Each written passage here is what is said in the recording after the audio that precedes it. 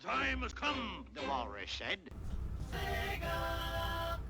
Salutations all, welcome back to some more Sonic the Hedgehog, and this is just a small extra part I'm doing here at the end of the Let's Play. I already finished the game and did all of that. If you want to see that, you can go to my playlist on the channel, it's all there. But on the title screen before the demo plays, we want to input the combination up C, down C, left C, right C, and then as we hold down A, hit the start button, and if we do that correctly, looks like I did not do that correctly.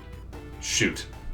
I've been practicing this combination all day today to try and get it ready for this video, but I've still been very poor at doing it. It's just, I know the combination, I know what I gotta do, it just can still somehow be quite a challenge. Like, I just did the combination there, hold down A and hit start. Okay, now it worked perfectly. So, seems normal at first, and then you look in the corner and you see that weird score and timer up there. They don't seem right at all. Hitting A or C on the Genesis controller won't do anything special, but hitting the B button will turn Sonic into a ring, and then from there, hitting the A button will switch you into different items. And pressing the C button will place said items among the levels, so you can actually place a bunch of checkpoints or weird glitched enemies. For some reason it's not letting me place them, but rings, you can place rings, other enemies like these guys, which immediately go to the ground, I suppose.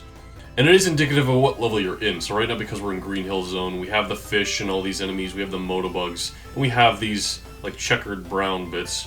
But yeah, you can absolutely break the game using this, and you get a lot of speed, surprisingly, just holding a single direction like so. That, believe it or not, is the end of the stage right there. It doesn't quite look like it, but it is.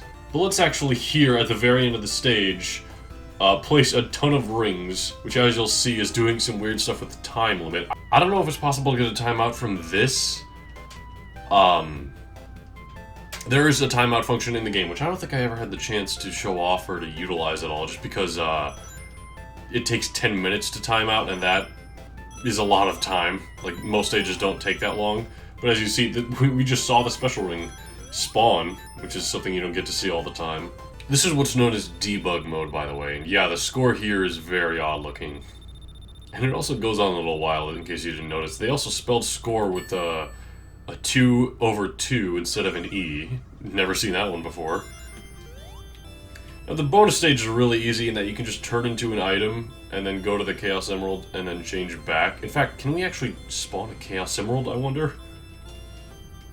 Okay, it looks like most of the items are just a complete jarbled mess, so I'm going to take this as a no. But yeah, you can just go right by the Chaos Emerald and take it. So if you want to get the Chaos Emeralds easily, say if you're really bad at the special stages, this is a way you can do it. But that is just the debug mode. More importantly, we have the level select mode, which is on the title screen here. We're going to hit up, down, left, right. We still hear the ring, and we're now going to hit A and start. And that gives us this level select here.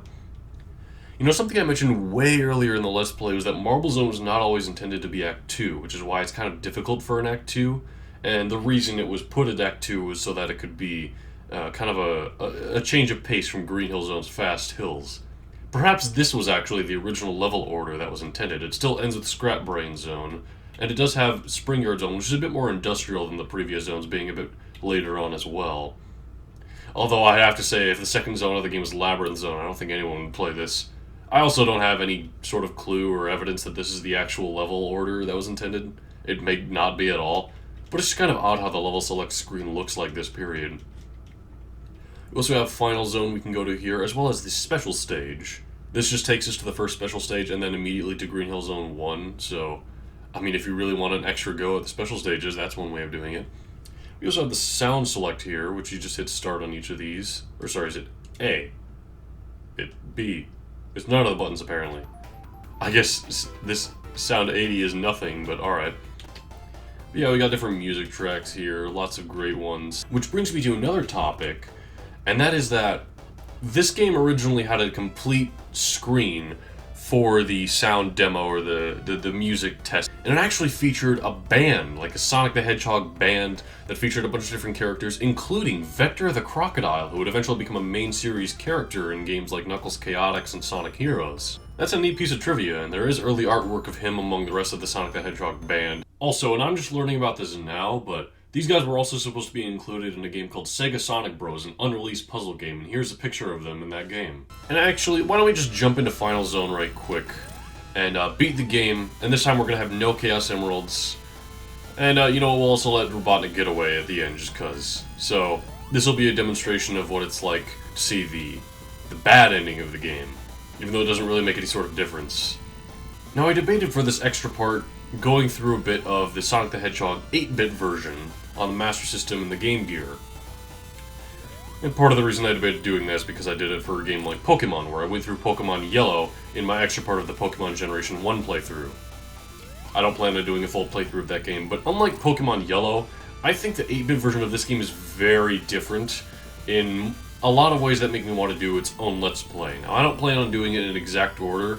I'm probably not going to get to it before Sonic the Hedgehog 2, at least I don't currently plan on it. I mean, it's probably a really quick Let's Play, so maybe I will. Who knows? We'll see. But I am also really looking forward to Sonic the Hedgehog 2 and 3, so having to do the 8-bit Game Gear games in between every single one seems like a bit of a hassle. Perhaps after I finish all the 16-bit Sonic games, that's when I'll go and do the 8-bit ones before getting to the 3D era. Since I do think there are some actually great handheld and 8-bit Sonic the Hedgehog games. In fact, the remake of this game that's 8-bit is actually one of the better ones, I would say. And that's that. Now, like I said in the last part of this Let's Play, as we're chasing Robotnik, you can let him just leave, which is what I'm going to do here. Doesn't change anything, ending-wise. But what does affect the ending is, of course, the Chaos Emeralds you get. So here, we have the normal ending. Sonic still runs back to Green Hill Zone, the animals are still freed, so it's not exactly a bad ending, but it does miss the bit with the Chaos Emeralds. Sonic just kind of jumps towards the screen after looking at us for a moment.